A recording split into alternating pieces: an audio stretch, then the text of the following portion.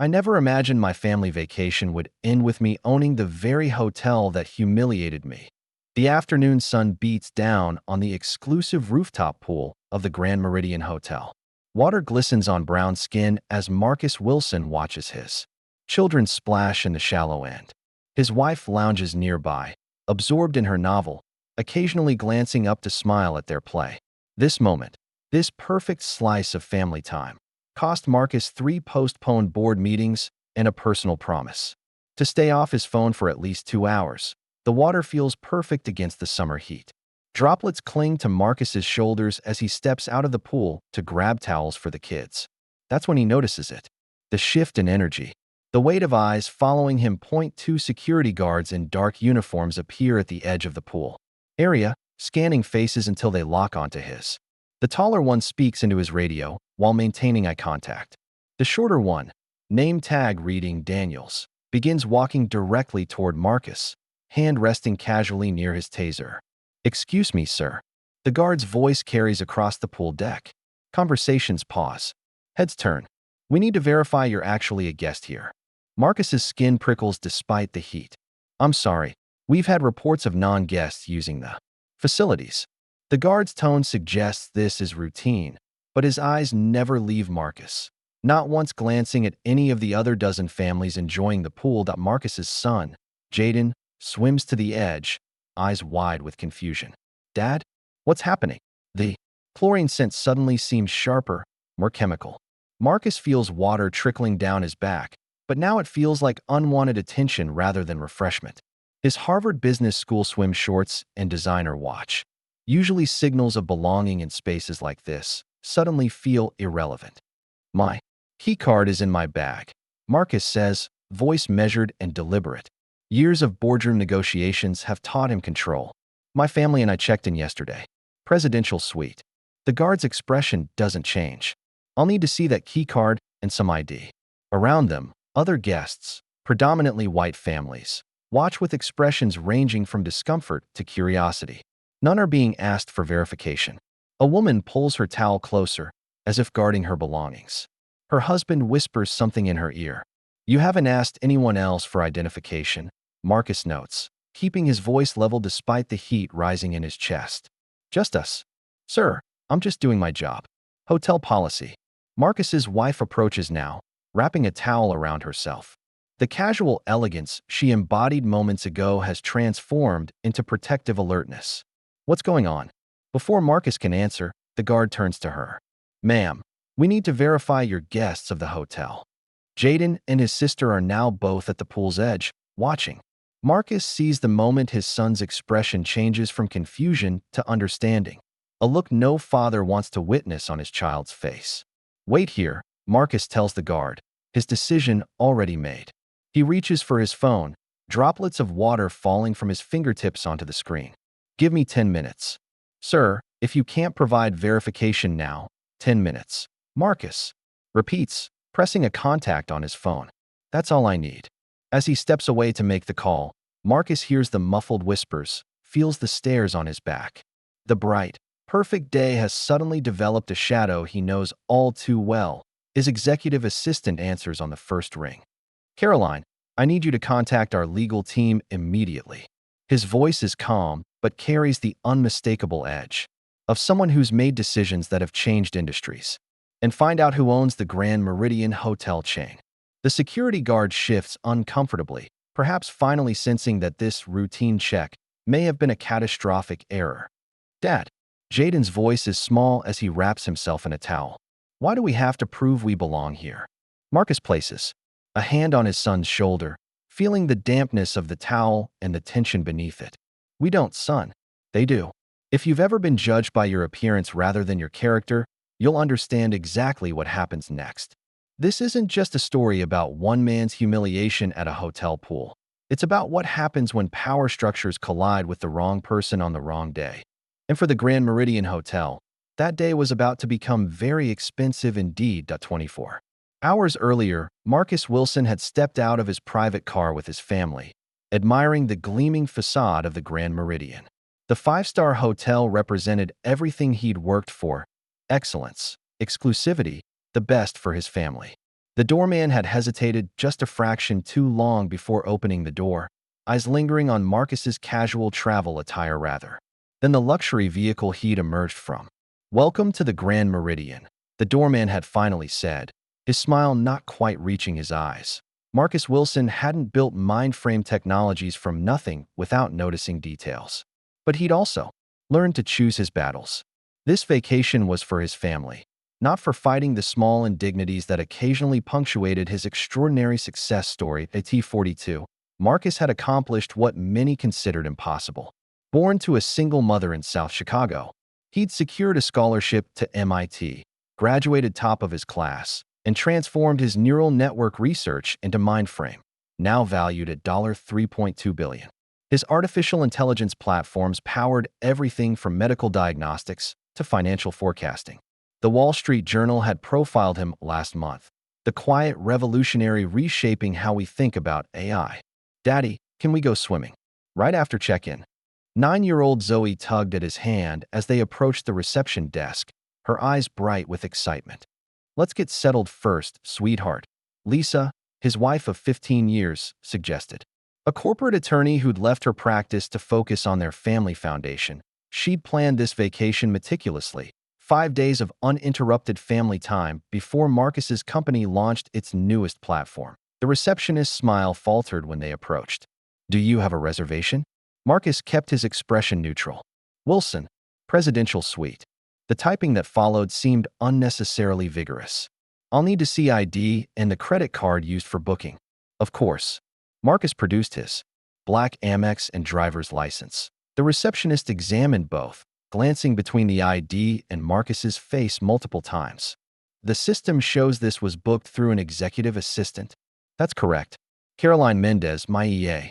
More typing. A colleague summoned for consultation.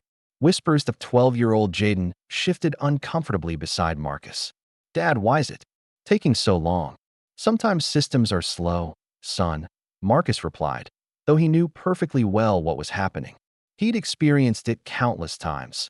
The assumption that he couldn't possibly belong in luxury spaces, despite all evidence to the contrary. After 15 minutes and a manager's intervention, they finally received their key cards. No apology for the delay. No welcome package that Marcus had seen presented to guests who'd checked in before them. "Is the presidential suite typically on the north or south side?" Marcus asked casually. The manager blinked. "You've stayed with us before?" "No, but I've stayed in presidential suites at your properties in Tokyo, London, and Dubai." A gentle reminder that he belonged to a world the manager clearly couldn't imagine him occupying. The suite itself was magnificent. Corner views of the city, marble bathrooms, a private terrace.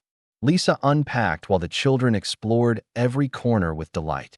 "You're doing that thing with your jaw?" Lisa observed quietly, touching his face. "What happened at reception?" "Nothing new." Marcus kissed her palm. "Nothing worth ruining." "Our vacation over." That evening, they dined at the hotel's acclaimed restaurant.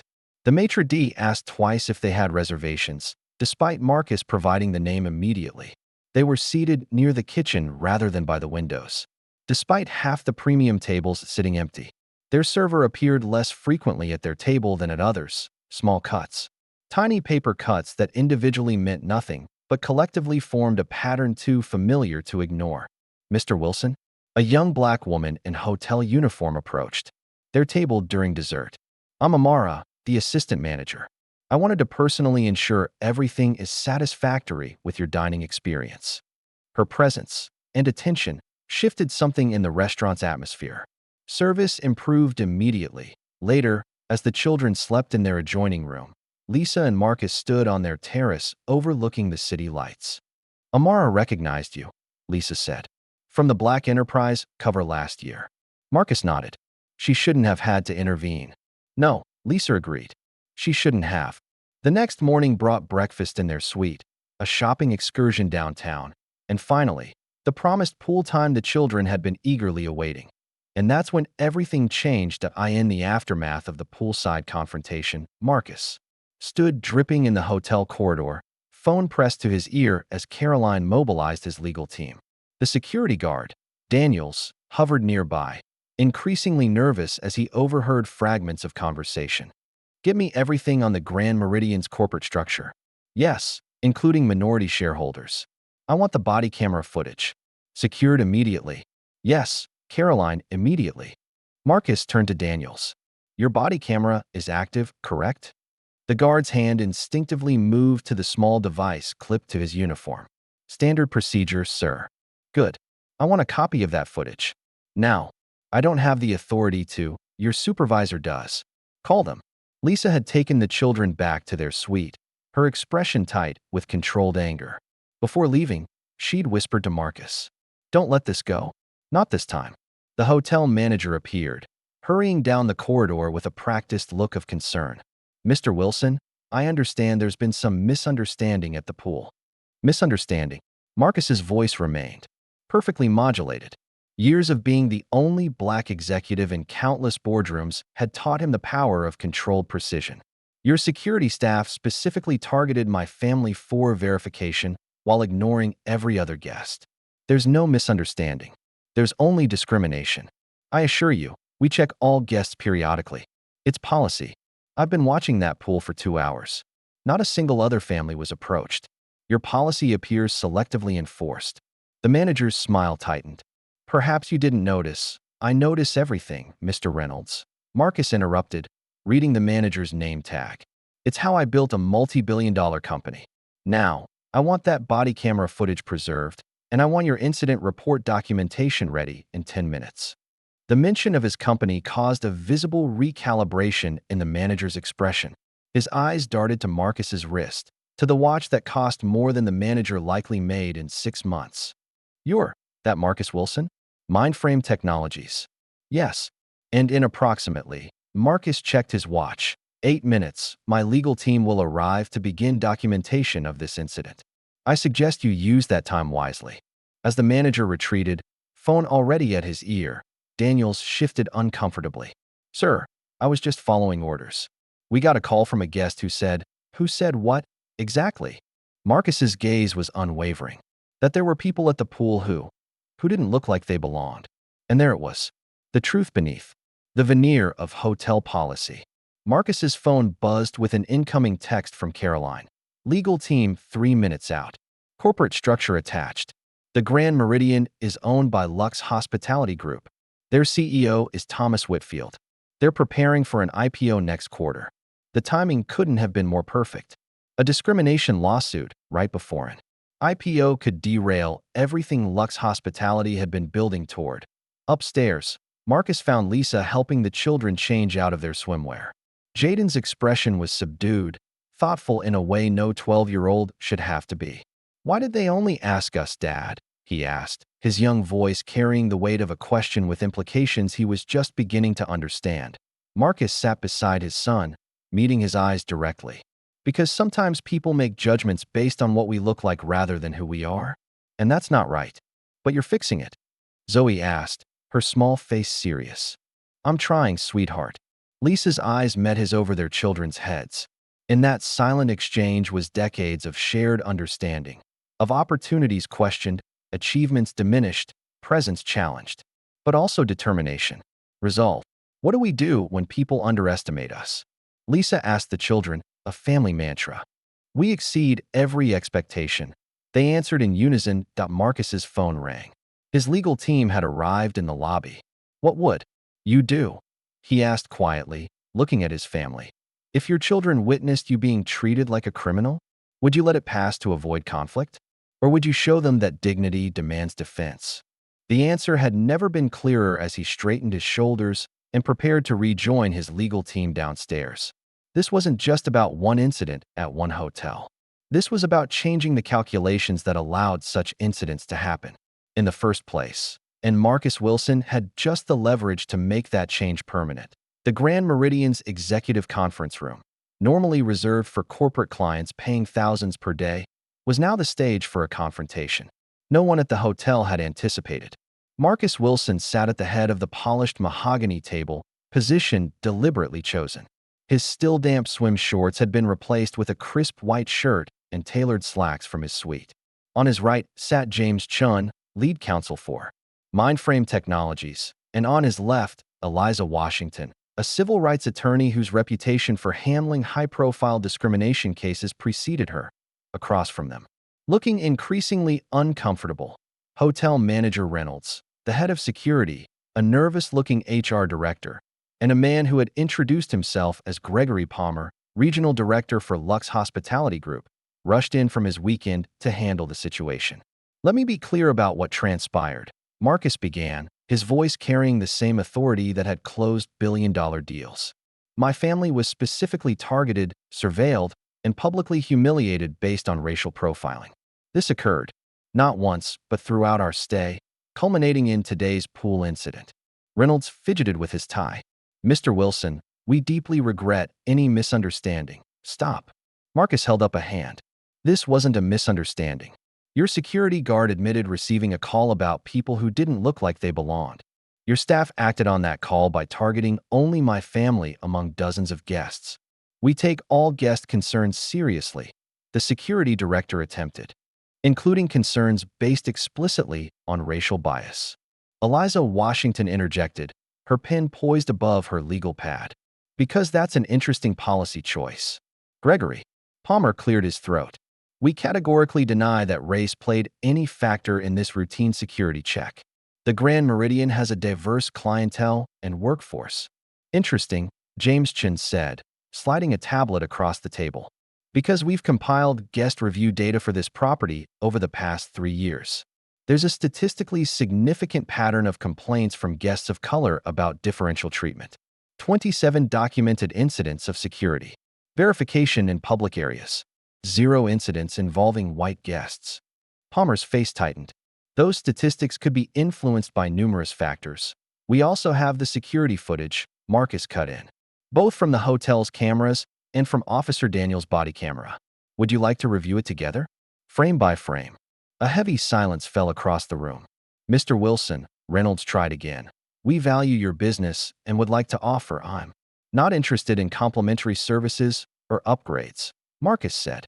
"I'm interested in accountability." Marcus's phone buzzed. A text from Lisa. "The kids are asking when we're leaving. Jaden doesn't want to go back to the pool." Something hardened in Marcus's expression as he read the message. He looked up at the hotel executives. "My son is 12 years old. Today, he learned that no matter his father's achievements, some people will see only his skin color. That's the lesson your establishment taught him." "Mr. Wilson," Palmer began. "I'm not finished," Marcus continued. "My company develops algorithmic systems that identify patterns in complex data. We applied our analytics to the Grand Meridians employment practices, guest complaint records, and security incident reports for the past 5 years." James Chin slid a folder across the table. "The results indicate systematic disparate treatment, not just of guests, but employees as well." Palmer opened the folder, face paling as he scanned the contents. "How did you access this information so quickly?" "I have resources," Marcus said simply. "And motivation." Eliza Washington leaned forward. "We're prepared to file both civil rights violations and a class action lawsuit on behalf of affected guests and employees. Unless. What?" Reynolds asked, sweat now visible at his temples. Marcus stood, buttoning his jacket. "I'll step outside while you discuss options with my legal team. You have exactly 10 minutes to decide how you want this to proceed." As Marcus left the conference room, he found Assistant Manager Amara waiting in the hallway. "Mr. Wilson," she said quietly, "I heard what happened." "I'm so sorry. How long have you worked here, Amara?" 3 years. I have the highest guest satisfaction scores, but I've been passed over for promotion twice." Marcus nodded. "Would you be willing to go on record about your experiences?" Her hesitation was brief. "Yes, sir. I would. Thank you. Would you mind showing me where the executive offices are? I'd like to make a call in private." Amara led him to an empty office. Once alone, Marcus called Lisa. "How are the kids?" he asked. Confused. "Hurt. Zoe keeps asking when we can go swimming again. Tell them we'll find a new hotel tonight," Marcus said. "But first, I need to finish something here." "Are you okay?" Lisa asked, knowing her husband well enough to hear the tension beneath his controlled exterior. "No," Marcus admitted. "But I will be." His next call was to Caroline. "I need you to contact Thomas Whitfield directly," Marcus instructed, referring to the CEO of Lux Hospitality Group. Tell him I want a personal conversation about the Grand Meridian situation. Already done, Caroline replied efficiently. He's waiting for your call. Also, the board members of Lux have been notified about a potential PR situation. There. IPO underwriters from Goldman Sachs are requesting information. Marcus checked his watch. How did they find out so quickly? 3 guests uploaded videos of the pool incident to social media. It's gaining traction. The digital age's speed never ceased to amaze him. A decade ago, this might have been handled quietly, buried under settlements and NDAs. Now, public accountability happened in real time. Marcus returned to the conference room exactly 10 minutes later. The atmosphere had shifted perceptibly. Mr. Wilson, Palmer said, standing as Marcus entered. We'd like to propose a resolution. I'm listening. A full apology, compensation for your family, immediate termination of the staff involved, and a commitment to diversity training.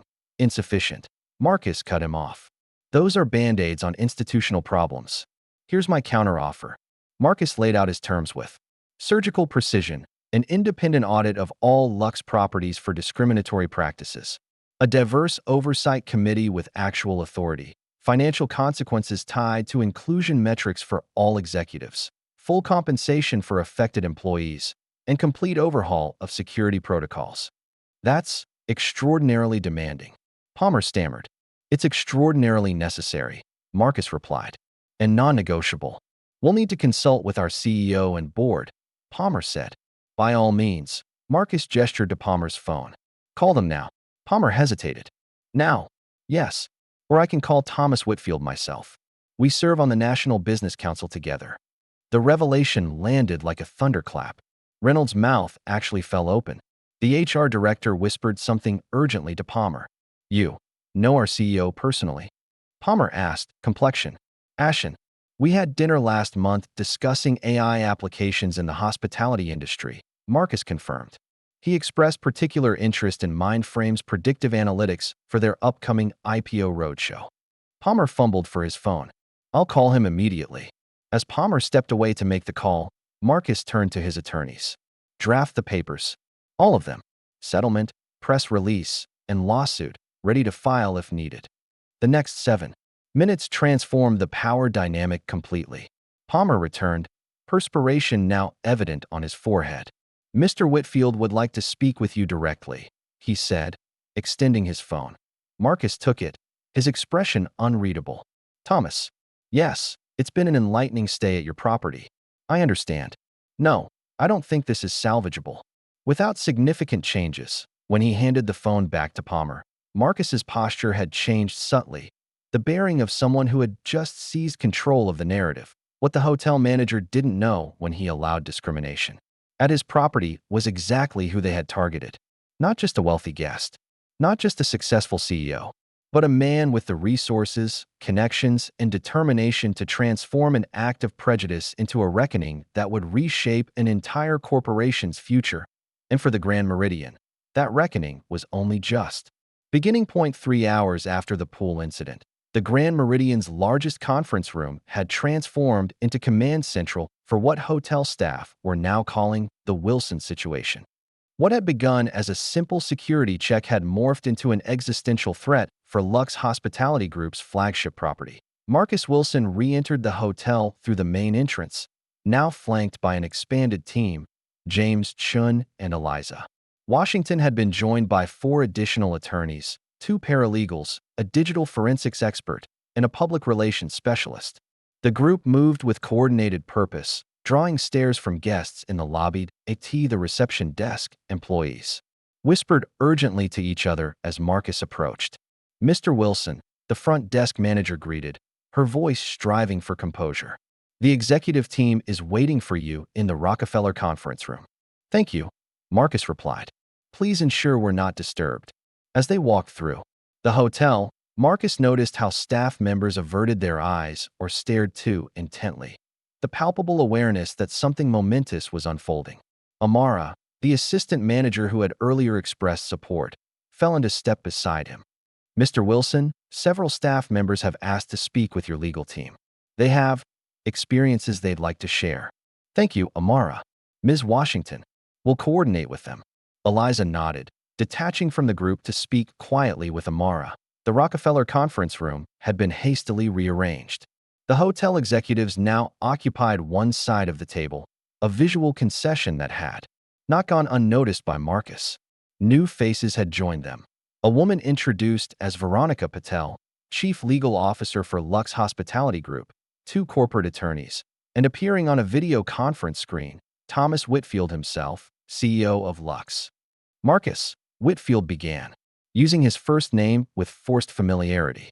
I want to personally express my regret for your experience today. Marcus took his seat, his team arranging themselves with practiced efficiency. Thomas, this could have been an interesting discussion about AI applications in hospitality. Instead, we're addressing systemic discrimination at your flagship property. The digital forensics expert set up 3 laptops while a paralegal distributed tablets to everyone at the table. Before we proceed, Marcus continued, I should inform you that we're recording this meeting with the consent of all parties present. Do you consent to this recording? A brief hesitation before reluctant nods. Around the table. Excellent. Now, let's examine exactly what happened today, and more importantly, the pattern it represents. With a nod from Marcus, the forensics expert activated the room's projection system. The screen displayed a grid of surveillance footage from throughout the hotel, timestamps showing various points during the Wilson family's stay. Here's my family checking in, Marcus narrated as the footage played. Note the extended verification process. Here's dinner last evening. Observe how we're seated despite multiple window tables being available. And here's today's pool incident. The footage was damning in its clarity. The security guard approached only the Wilson family among dozens of guests. The confrontation unfolded with painful precision. Marcus's controlled response, his children's confusion, the stares from other guests. Now, let's add the body camera footage, Marcus continued. This new angle showed the guard's perspective, including the crucial radio call that initiated the incident. Yeah, I got a complaint about some people at the pool who don't seem to belong. Here, African-American family, northeast corner. The room fell silent as the evidence mounted.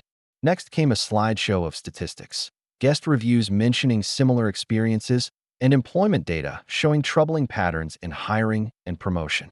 This isn't an isolated incident, Marcus stated.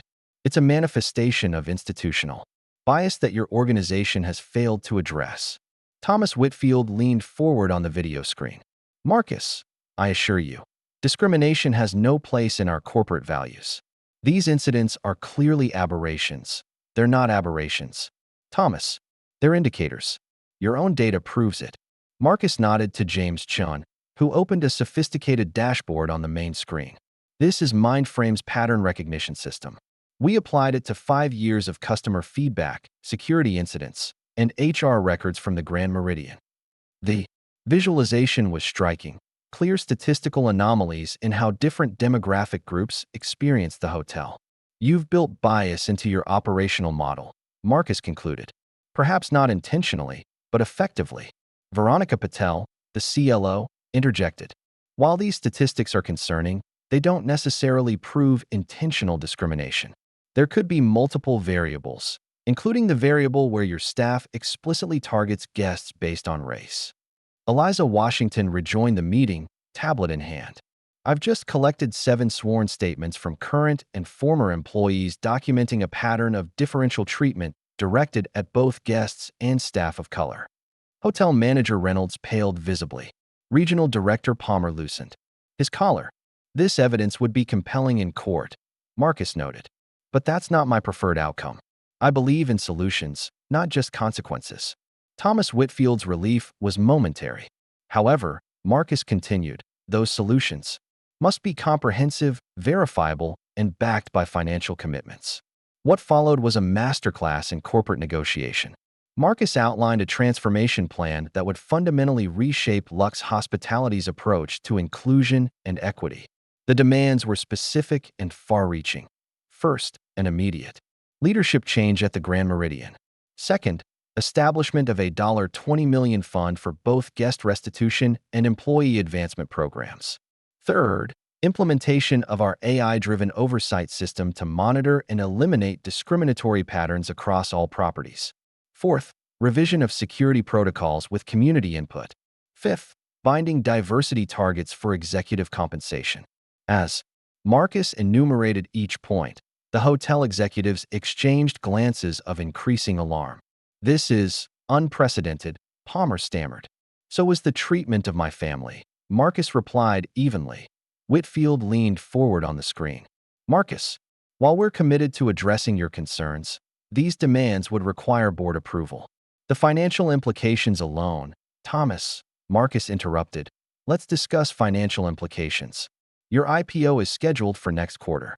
Analysts project a $4.2 billion valuation. How would that valuation be affected by a class action, discrimination lawsuit? By viral videos of a black family being removed from your pool? By testimony from dozens of employees about systematic bias?" The room temperature seemed to drop 10 degrees. "Additionally," Marcus continued, "I sit on the board of Veritax Capital, which, as you know, controls 15% of your pre-IPO shares. I've already discussed this situation with several other institutional investors." This revelation hit like a thunderbolt. Whitfield's composed expression cracked momentarily. "You're a Veritax board member?" he asked, though his tone suggested he already knew the answer. "Yes. I also maintain close relationships with 3 members of your board. Would you like me to name them?" The balance of power had shifted completely. What began as a family being questioned at a pool had escalated into a fundamental threat to a multi-billion-dollar business operation. Whitfield recovered quickly. "That won't be necessary. Marcus, I think we can find common ground here." "I believe we can," Marcus agreed. "But that ground must be solid enough to ensure no other family experiences what mine did today." The negotiation continued for another hour. Terms were adjusted, timelines established, commitments secured. When Marcus finally stood to signal the meeting's conclusion, he had achieved far more than personal redress. He had initiated systematic change. "We'll expect the signed agreement by 9 a.m. tomorrow," he stated. "My family and I will be checking out within the hour." "Mr. Wilson," Palmer ventured, "we hope you'll reconsider staying." "No," Marcus said simply. "My children deserve to swim without scrutiny. We'll find accommodation elsewhere." As the legal teams finalized details, Marcus stepped outside for a moment of reflection.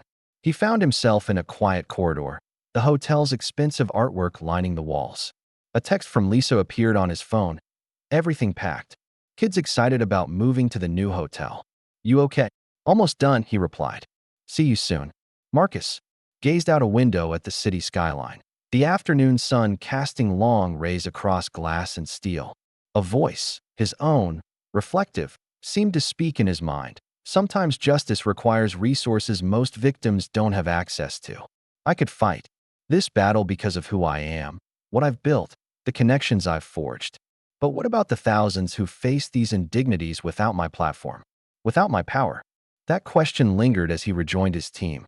The hotel executives had departed, leaving only Thomas Whitfield on the video screen. "Marcus," Whitfield said, now alone in the conversation, "I want you to know I take personal responsibility for this failure." "I'm glad to hear that, Thomas. But responsibility without action is meaningless." "The action will come," Whitfield assured him. "This has been educational." "Education is expensive," Marcus observed. "But ignorance costs more." As he gathered his documents and prepared to leave, Marcus felt a complex mix of emotions. The victory was substantial, the consequences far-reaching. Yet he couldn't shake the knowledge that for every discriminatory act that faced consequences, countless others went unchallenged. That would become his next mission, ensuring that justice didn't require exceptional resources or connections. Because power shouldn't be a prerequisite for dignity. For now, though, he had a family waiting. Children who needed to see that standing up against injustice, even at personal cost, was always the right choice. The Grand Meridian would never be the same. And neither would Marcus Wilson. The morning headlines told the story. Exclusive: Grand Meridian Hotel temporarily closes following discrimination allegations. The article featured a professional headshot of Marcus Wilson next to an image of the hotel's iconic facade. By noon, every major news outlet had picked up the story, complete with leaked surveillance footage showing the poolside confrontation.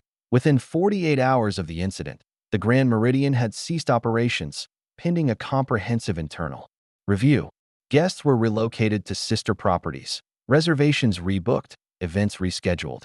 The gleaming tower that had proudly dominated the downtown skyline for 15 years now stood empty, a monument to consequences. AKT Mindframe Technologies headquarters.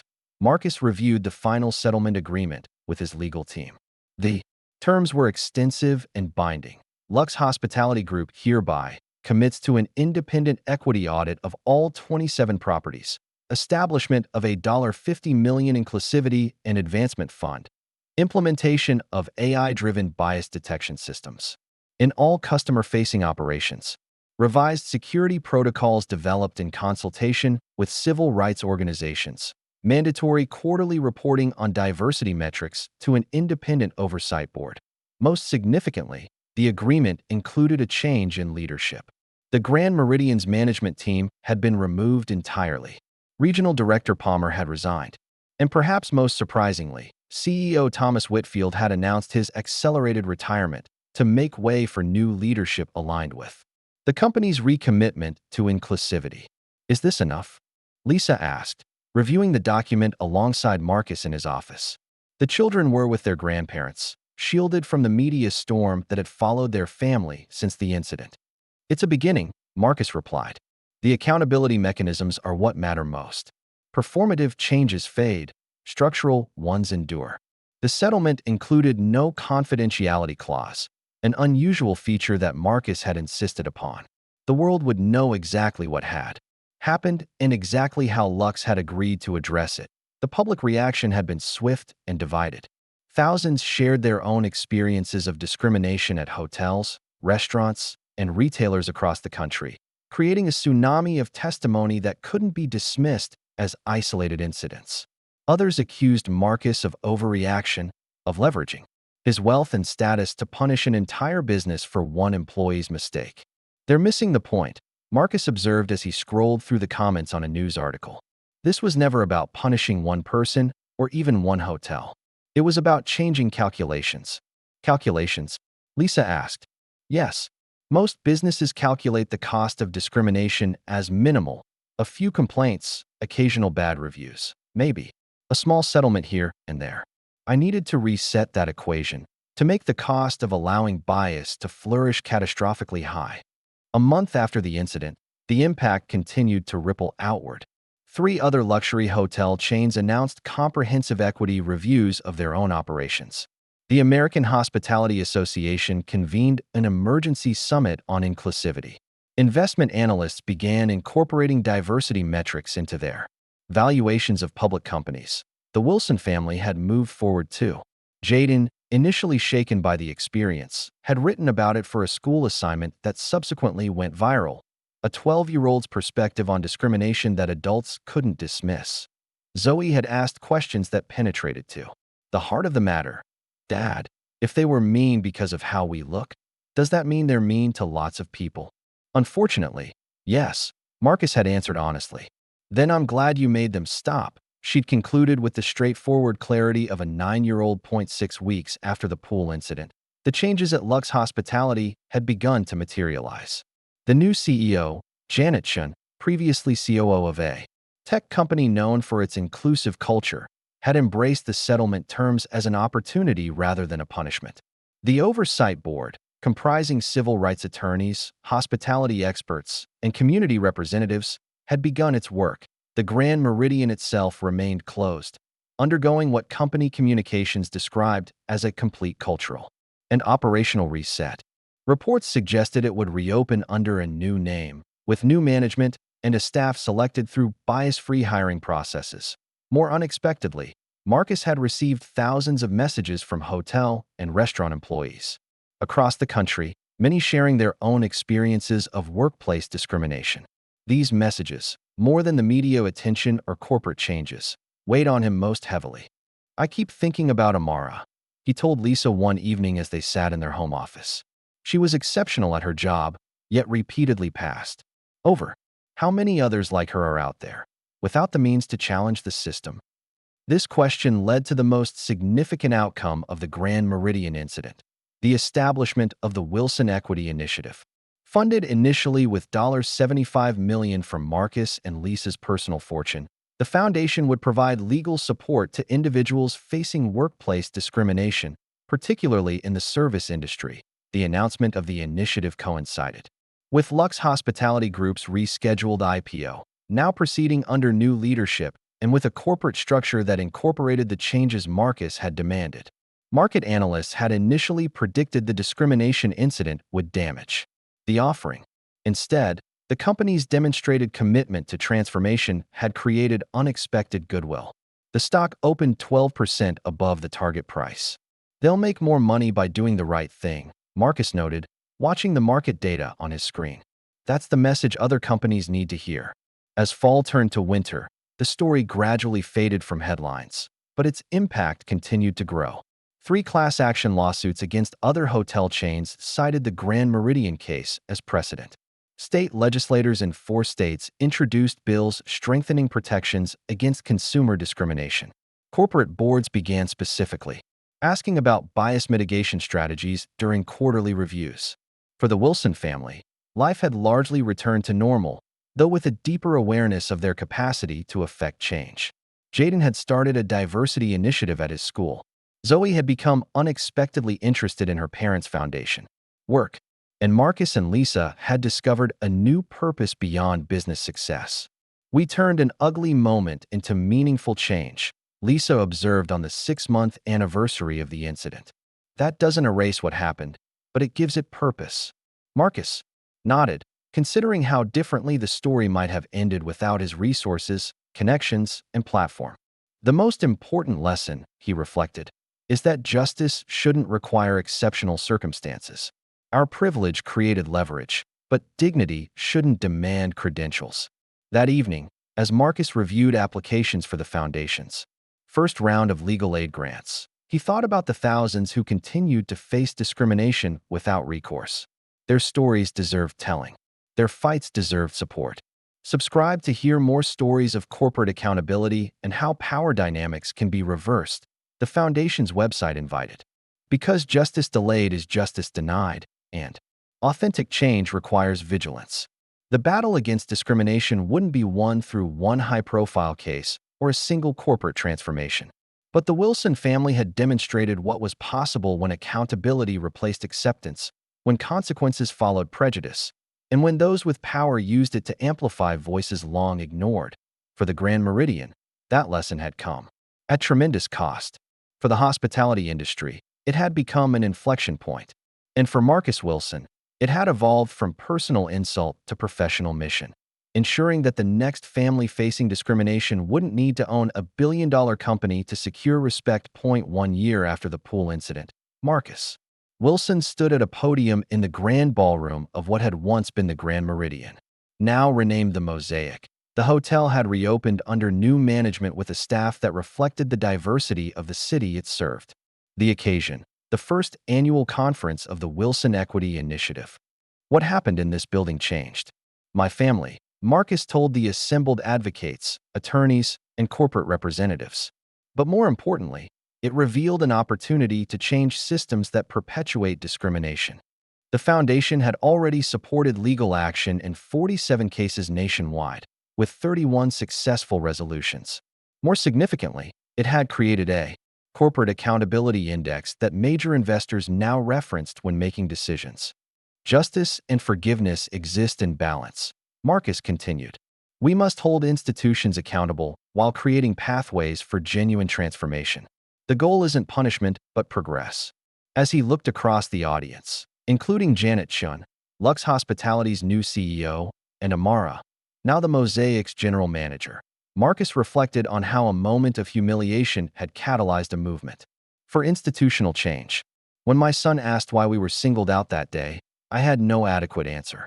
But today, I can tell him we're building a world where such questions become increasingly rare, not because we ignore bias, but because we confront it." The foundation's work continued to expand, its mission evolving from addressing individual cases to changing industry standards.